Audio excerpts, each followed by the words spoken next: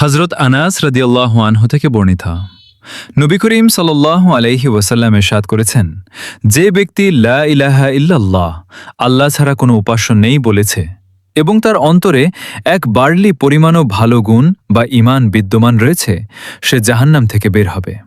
আর যে ব্যক্তি লা ইলাহা ইল্লাল্লাহ বলেছে এবং তার অন্তরে এক গম পরিমাণও ভালো গুণ বা ঈমান রয়েছে, সেও জাহান্নাম থেকে বের হবে। এবং যে ব্যক্তি লা ইলাহা ইল্লাল্লাহ বলেছে এবং তার অন্তরে একটি অণু/ধূলিকণা পরিমাণও ভালো গুণ বা ঈমান রয়েছে, সেও জাহান্নাম থেকে বের হবে। মূল শিক্ষা: ঈমানের হ্রাস বৃদ্ধি। আমল ও অন্তরের অবস্থার ভিত্তিতে মানুষের ঈমান বাড়ে ও কমে।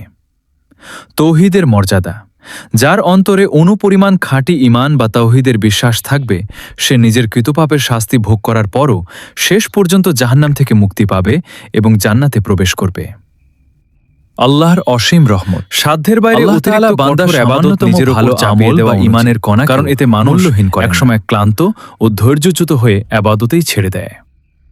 আল্লাহর অসীম রহমত: মানুষ ইবাদত করতে করতে পরিশ্রান্ত হতে পারে, কিন্তু আল্লাহ তাআলা বান্দাকে সওয়াব ও সুফল দিতে কখনো অপারগ বা ক্লান্ত হন না।